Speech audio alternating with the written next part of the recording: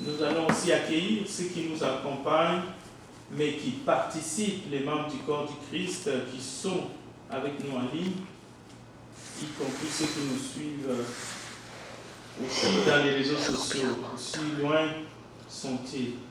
Nous les accueillons tous au nom de notre Seigneur Jésus. Entrons dans l'étude de la parole de Dieu, ce qui est l'étape première avant que nous puissions entrer dans le culte proprement dit dans l'ère qui va suivre. Alors prenez vos Bibles. Nous allons nous concentrer dans les Écritures. Je vais vous demander d'ouvrir dans l'Évangile que Luc a écrit, a mis à disposition de tout le peuple du monde, au chapitre 2. Ouvrez juste l'Évangile de Luc au chapitre 2.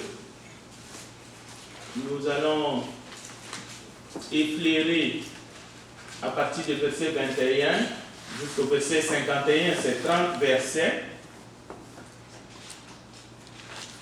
Dans le cadre de cette étude biblique, il faut les lire de manière calme et sereine chez nous à la maison pour comprendre ce qui est dit.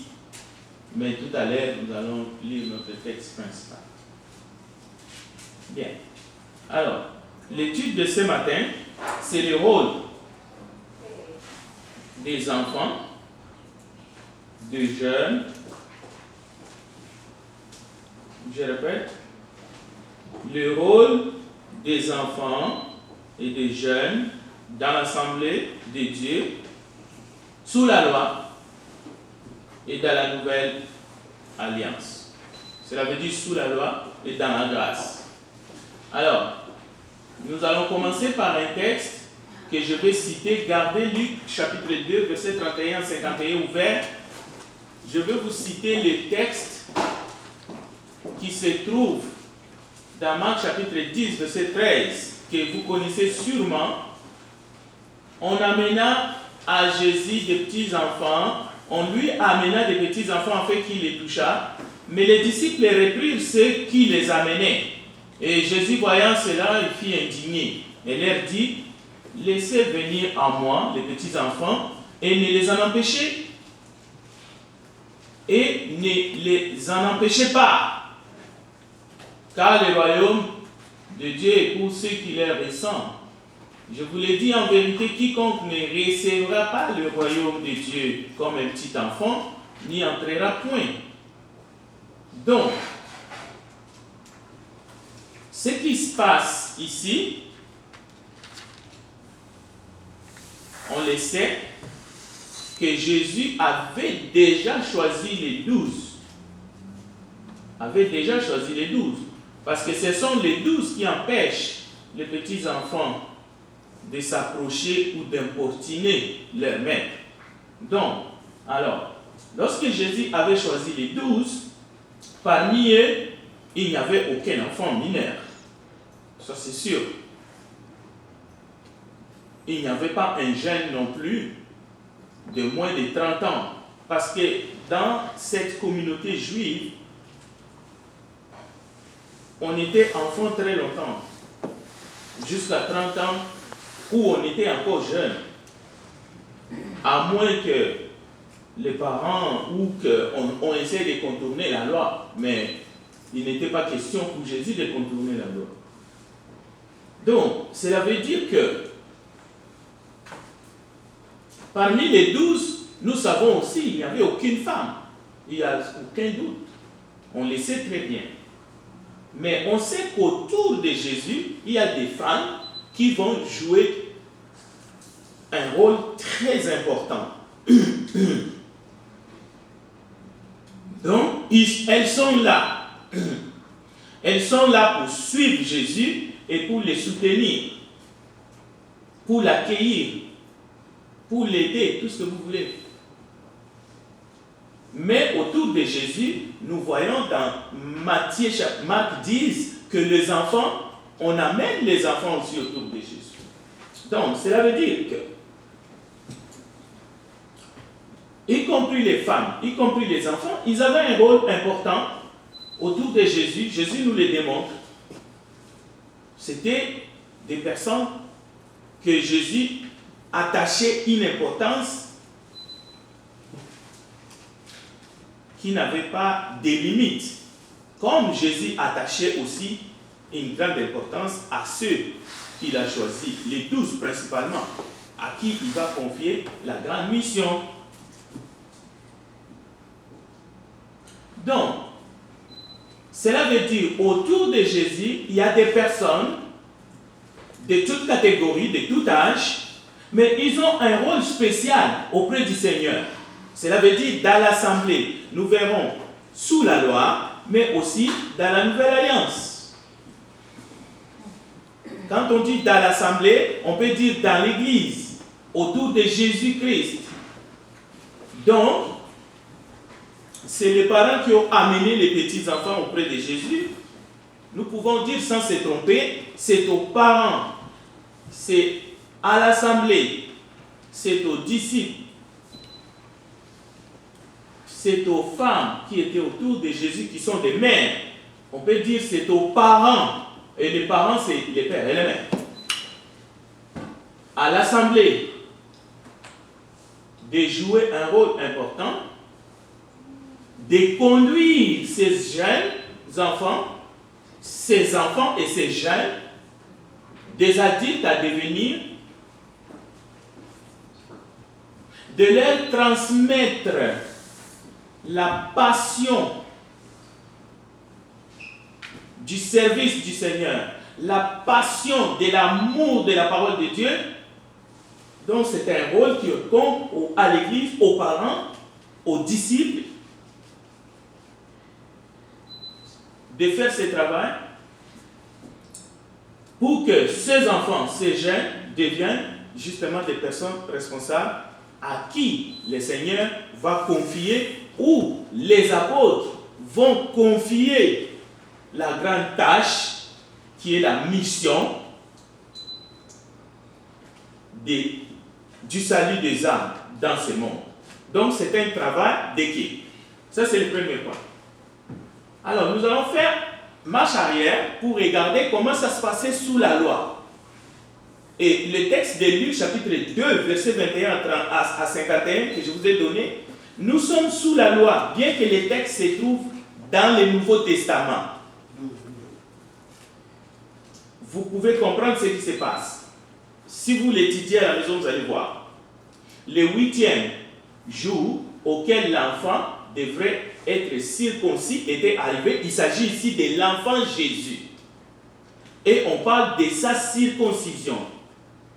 On lui donna le nom de Jésus, nom qu'avait indiqué l'ange avant qu'il fût conçu dans le sein de sa mère. Alors quelqu'un dira, c'est pour des raisons d'hygiène qu'on va faire circoncire les petits enfants, ou bien c'est la coutume juive seulement. Non, non, non. C'est vraiment quelque chose qui était dans la loi que Dieu a donnée à Moïse. Cela veut dire, on est en train de préparer cet enfant pour un rôle qu'il va jouer dans l'avenir. Et on voit, c'est les parents qui sont en action et qui conduisent cet enfant où le texte le dit.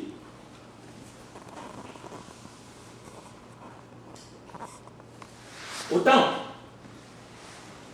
Et on dit, ces jours-là, c'était un jour spécial, au verset 22, jour de purification, selon la loi de Moïse. Vous voyez, nous pouvons écouter la parole de Dieu, l'apprécier et comprendre quelle est la volonté de Dieu. Sous la loi, mais nous verrons aussi dans la nouvelle alliance, parce que nous venons de commencer dans la nouvelle alliance. Et parce que Jésus parle, il est en train de mettre de base sur ce qui va se passer dans l'église du Nouveau Testament. Et les disciples vont les suivre. Alors, il y avait à Jérusalem un homme appelé Siméon. Cet homme était juste de pied, il attendait la consolation d'Israël. il avait été divinement averti par le Saint-Esprit qu'il ne mourrait point avant d'avoir vu le Christ du Seigneur. Alors, il vint au temple, poussé par l'Esprit, et comme les parents apportaient les petits enfants, Jésus, pour accomplir à son égard ce qu'ordonnait la loi, Siméon reçut dans ses bras l'enfant Jésus, le bénit et dit: maintenant, Seigneur, tu laisses ton serviteur s'en aller en paix selon ta parole. Donc, vous voyez, c'est pour dire que si les parents ne montrent pas assez d'intérêt, l'Église ne peut pas continuer. Ou ce que l'Église va faire, ça sera comme de l'eau sur le dos du canal. Si le parent ne montre pas assez d'intérêt, assez de détermination pour faire la volonté de Dieu et obéir à la parole de Dieu, le temple ne sera pas en mesure de continuer la suite. Mais le temple a son rôle. L'Église a son rôle. Mais ce qui est plus important, s'il y a relâchement du côté des parents, comme c'est souvent le cas, les jeunes voient et ils appliqueront ça dans leur vie. C'est le premier point qui est très, très et fondamental. Cela veut dire que dans chaque étape, il faut qu'on puisse être prêt à remplir notre mission, notre rôle, pour que ces enfants, ces jeunes, en devenir, soient véritablement des adultes qui vont prendre le relève et même, vous verrez qu'ils sont partie prenante dans l'assemblée de leur jeune âge. Cela veut dire, l'enfant Jésus n'est pas un détail en allant au temple. En aucun âge, il était un détail. Cela veut dire qu'il prendra son rôle plus tard. Non, non, non. Il est partie prenante, même à 12 ans. Donc c'est important. Aujourd'hui, là, l'assemblée n'est pas composée que des adultes. Les enfants seront importants plus tard. C'est conception et protestant et ce n'est pas biblique. Donc, il y a aussi la prophétesse Anne qui était là, fille de Phanuel, de la tribu d'Azer. Elle était fort avancée en âge. Mais ici, je ne veux pas m'attarder. Je vous laisse les textes. Jésus reviendra au temple à 12 ans et il va dire à ses parents: ne savez-vous pas? Ne savez-vous pas? Là, il s'agit de Jésus. Quelqu'un dira: mais lui, c'est un enfant spécial. Mais nous verrons les exemples qui vont suivre. Donc, les jeunes, les enfants, selon la doctrine de Jésus-Christ, fondement des apôtres, qu'ils soient baptisés ou non, sont l'actualité dans l'Église de Dieu. J'ai déjà enseigné, je reviens là-dessus. Ils sont l'actualité. Ils ne constituent pas les passifs.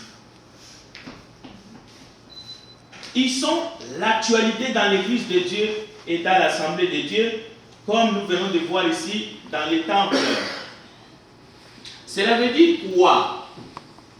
Ils ne seront pas l'avenir de l'Église s'ils ne sont pas pris en compte et en charge dans le présent de l'Église. Ils ne seront plus là. Ils ne seront plus les jeunes dans l'assemblée, dans l'église locale.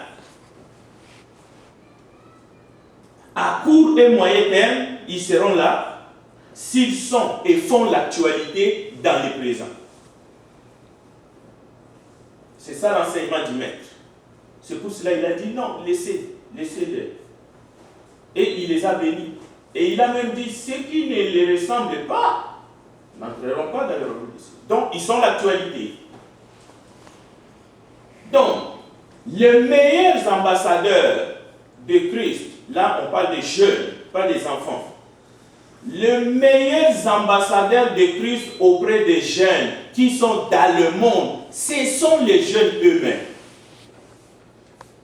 Cela veut dire, la formation, l'encadrement, le cadre qu'on donne et qu'on doit donner aux jeunes aujourd'hui, ce n'est pas pour un service à venir. Si ces jeunes ne sont pas impliqués dans les services, dans le présent, c'est ça qu'il faut corriger dans notre mentalité et dans nos paroles. Parce que ça peut distraire les enfants et les jeunes dans l'église. En disant, vous serez utile dans 10 ans, dans 15 ans. Non. Je répète, les meilleurs ambassadeurs de Christ auprès des jeunes qui ne font pas partie de l'église avec leurs parents, ce sont les jeunes eux-mêmes. Mais la réalité, nous pouvons nous poser, nous les adultes et les jeunes dans l'assemblée, est-ce que nous faisons ce rôle, nous jouons ce rôle? Qu'est-ce qui nous empêche de le faire? Ne sommes-nous pas assez formés pour le faire? Ça, c'est une question qu'il faut se poser. Est-ce que nous sommes trop timides? Il ne s'agit pas de faire des jeunes, des évangélistes, ou de leur donner, de leur mettre du poids, de les activer comme des marionnettes loin de là. Il s'agit ici de comprendre l'enseignement. Parce que si on ne comprend pas l'enseignement, on ne pourra pas motiver assez. On va travailler, mais à contre-courant. On va faire de la fausse évangélisation. On va démobiliser nos jeunes nous-mêmes et nos enfants. Chaque enseignement de la Bible, c'est pour le mettre en pratique. Pas dans 10 jours, dans 20 jours. C'est au moment où on écoute cette parole. C'est pour cela que les programmes doivent être adaptés selon les catégories, selon les âges. On ne peut pas prêcher, mais nous allons aller prêcher dans la route aux enfants de 8 à 10 ans. C'est qui va les envoyer dans la route? Les enseignants ne peuvent pas enseigner quelque chose comme ça aux enfants.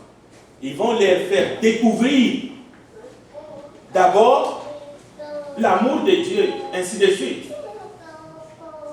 Mais les jeunes adultes, les jeunes, ceux qui sont dans la catégorie par exemple de 13 à 17 ans, 18 ans, non, ils peuvent, dans leur conversation avec leurs amis, être le canal que Dieu va utiliser auprès de leurs amis.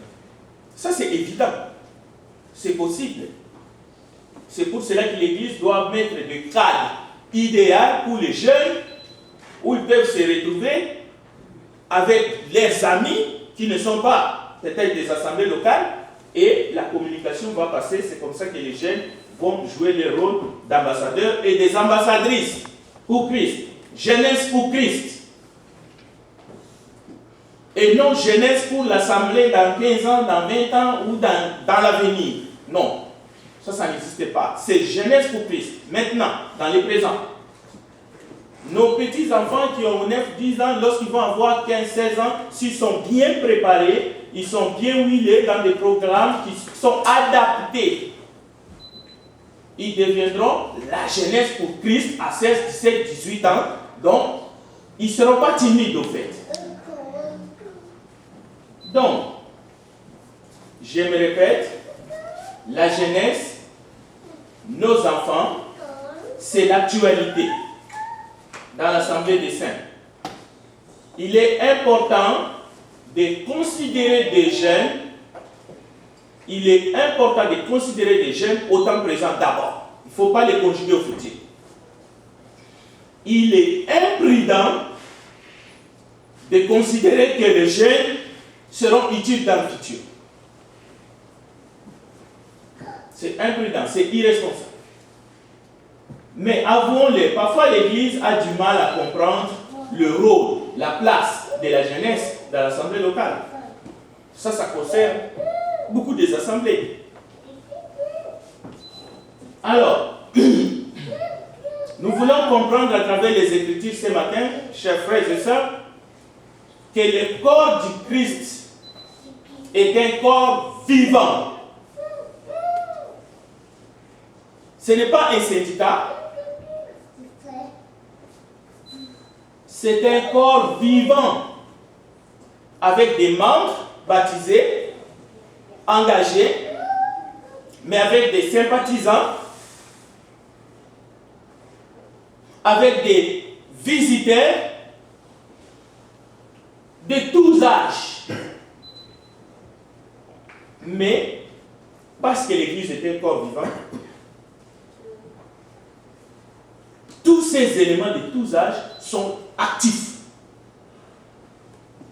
C'est pour ça que nous accueillons les visiteurs, nous allons vers eux, nous leur donnons un sourire et nous essayons d'interagir avec eux.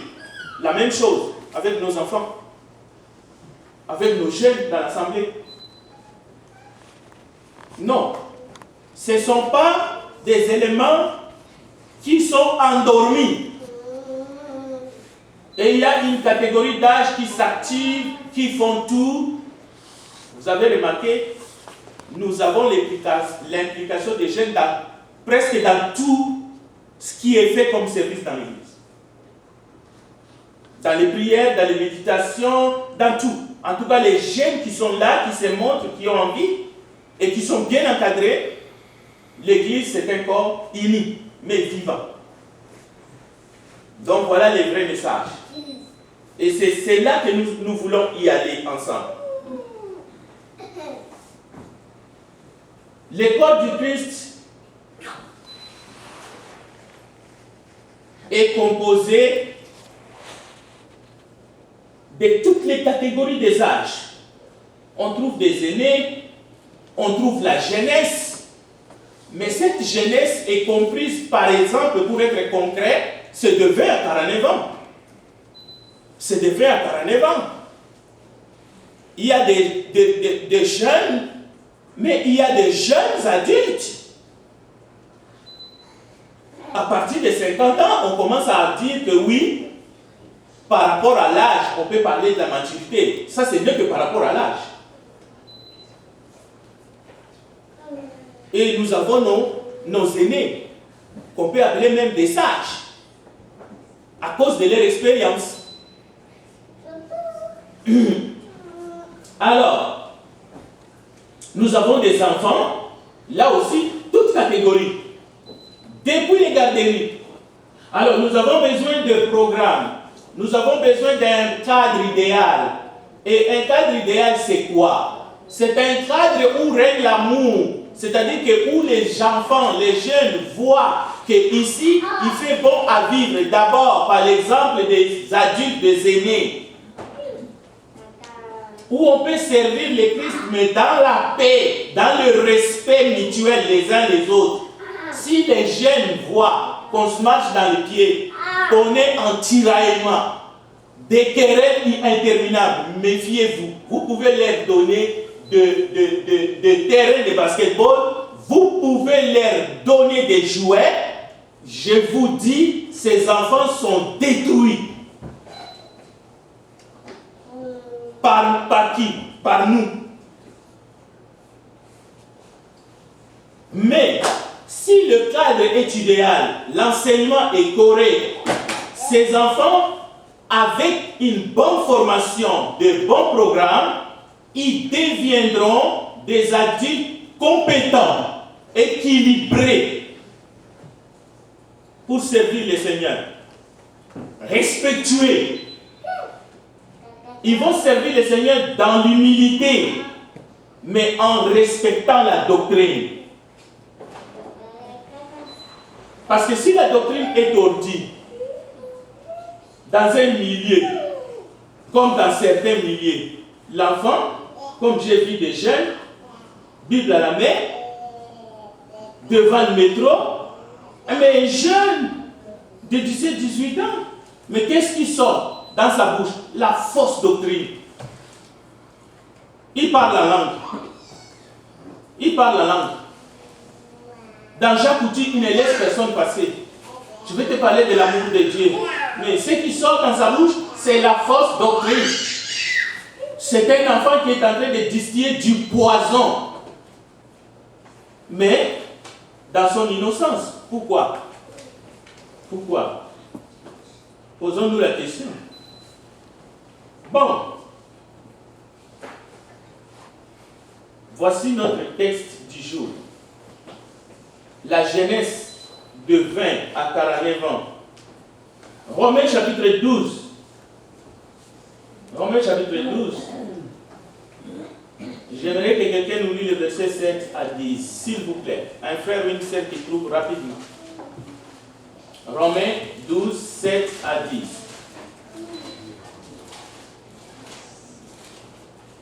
La jeunesse de 12 à 49 ans, nous n'avons pas droit à l'erreur. Nous devons persévérer si nous voulons sauver notre jeunesse. Et nous voulons leur donner un cadre idéal avec tous les moyens qu'il faut pour qu'ils deviennent des serviteurs et des servants de Christ compétents et utiles dans la vie humaine. Nous devons persévérer dans la doctrine et dans la vérité, mais dans l'amour et dans l'unité dans le corps du Christ. Méfiez-vous, tout ce que vous essayez à avoir dans la confusion se retournera contre vous. Alors, Romains chapitre 12, verset 10.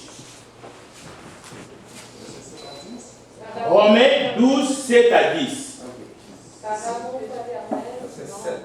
7. Qui est celui? Que celui qui est appelé au ministère s'attache à son ministère. Que celui qui enseigne s'attache à son enseignement. Et celui qui exhorte à l'exhortation. Que celui qui donne la face avec libéralité. Que celui qui préside le face avec zèle. Que celui qui pratique la miséricorde la face avec joie. Continuez. Que la charité soit sans hypocrisie. Ayez le mal en horreur. Attachez-vous fortement au bien. Par l'amour fraternel, soyez pleins d'affection les uns pour les autres. Par honneur, usez de prévenance réciproque. Voilà. On peut s'arrêter là, Selena. Merci. Vous entendez? Ça, c'est le premier point. Parce que la jeunesse, ça, c'est l'appel de Dieu à la catégorie, mais c'est vraiment c'est un grand morceau là. De 20 à 49 ans. Nous devons persévérer dans ces choses, dans les services. En les faisant, nous sommes comme de maîtres. Et les 20 à 12 ans, ils seront comme des apprentis. Ils ont besoin de nous voir à l'œuvre. Parce qu'on ne peut donner que ce qu'on a. S'ils ne nous voient pas comme un maçon au pied du mur avec sa truelle, comment est-ce qu'ils seront des apprentis? Parce que disciple signifie apprenti. C'est comme ça que la plupart de ceux qui sont devant vous sont entrés dans les ministères. Mais après, il y a ce que l'Église peut mettre comme cadre idéal. Il est important que chaque assemblée travaille dans l'unité avec harmonie, avec sagesse et dévouement, pour que la jeunesse montante ne puisse pas se perdre, comme nous voyons dans la société. Comment nos jeunes peuvent trouver des repères dans cette société? Cette société si riche, avec des savants, avec des intellectuels, des docteurs en ceci, des docteurs en cela, mais qui disent à nos enfants, tu peux avoir deux papas, tu peux avoir deux mamans, tu dois choisir ton sexe, c'est à toi de décider si tu es un garçon ou une fille. Et il y a plus que cela. Vous comprenez? Ce n'est pas l'argent qui manque. Donc, l'Église doit faire ce que Jésus nous demande. Donc, il faudra donc de la persévérance, des programmes adaptés pour chaque catégorie dans l'Assemblée selon les moyens mis à disposition. La jeunesse va s'épanouir en Christ parce qu'elle fait partie intégrante de l'église du Christ de maintenant. Je ne dis pas parce qu'ils sont baptisés ou non. Les enfants font partie de l'église locale. Pourquoi?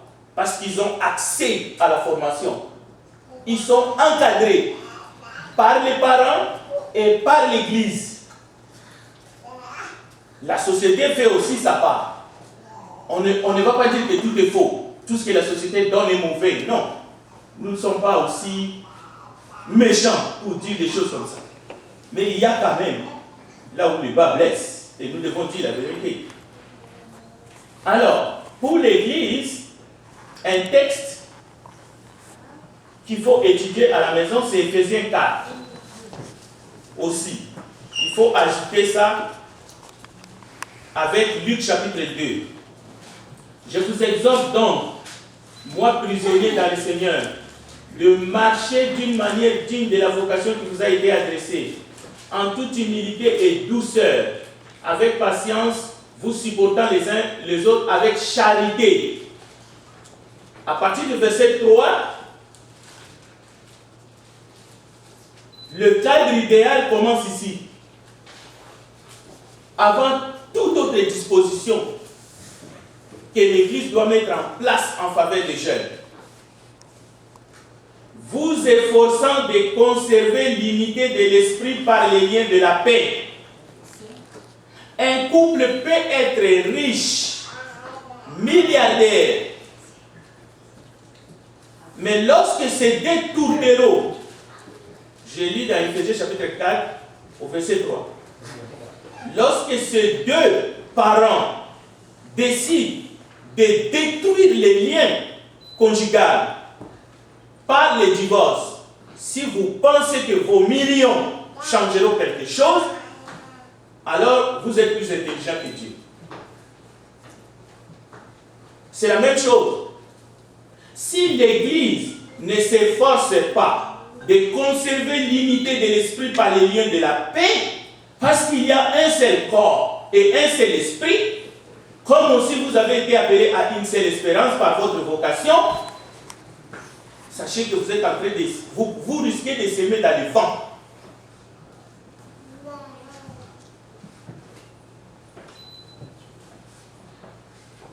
Et lisez Éphésiens chapitre 4, ça va se terminer dans les dons des ministères que Dieu a établis dans l'Église pour le perfectionnement des saints, en vue de l'édification.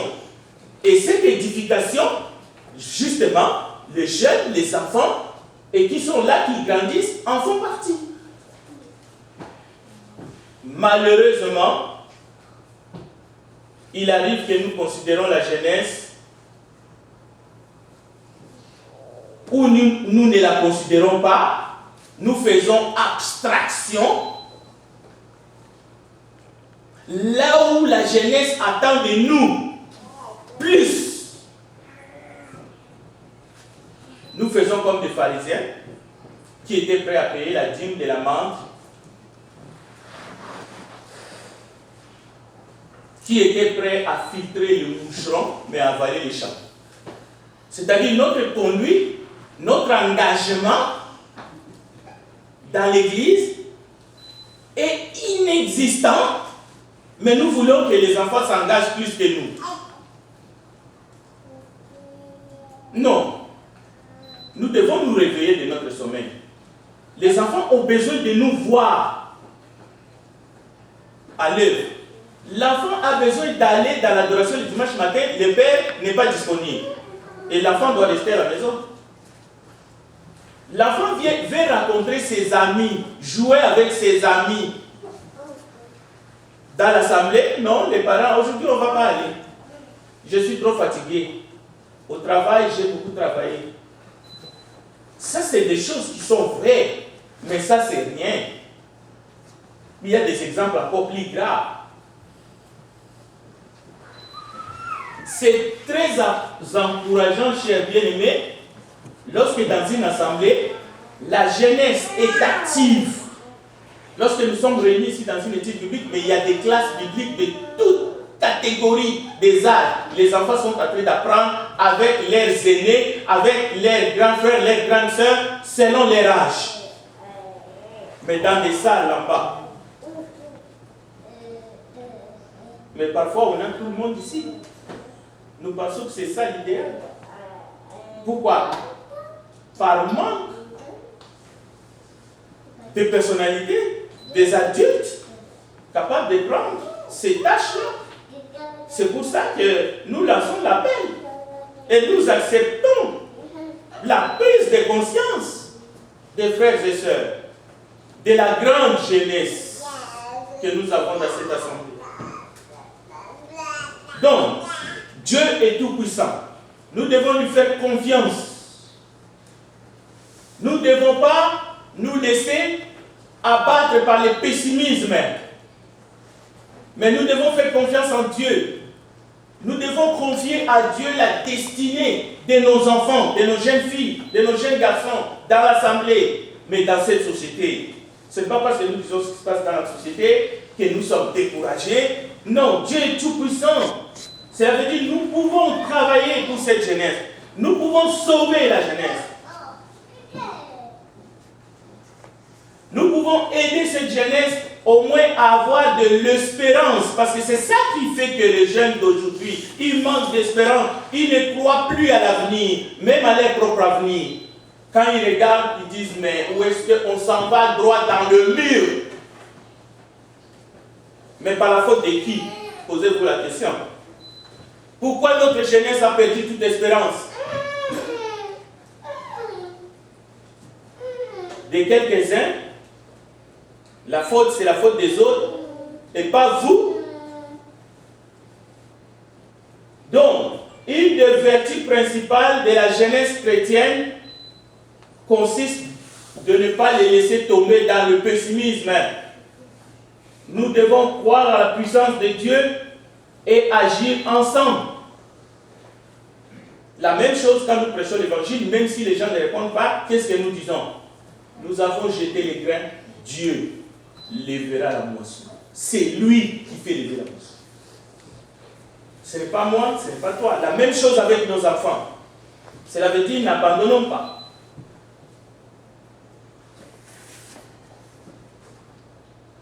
Dieu fera grandir son église. Dieu fera que nos jeunes, ceux qui sont là, si nous persévérons. Déjà, nous avons la jeunesse dans l'église qui travaille avec des aînés, qui travaille avec des adultes, un peu 50 ans et plus.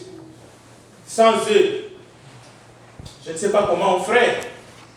Mais c'est une grâce. C'est une grâce de Dieu. Nous venons d'apprendre que l'Église, la société, la famille doit investir pour les jeunes, mais aussi pour les enfants, toute catégorie d'âge. Ce que nous faisons aujourd'hui ou non, pour cette jeunesse, détermine l'avenir proche et futur de nos jeunes et de nos enfants.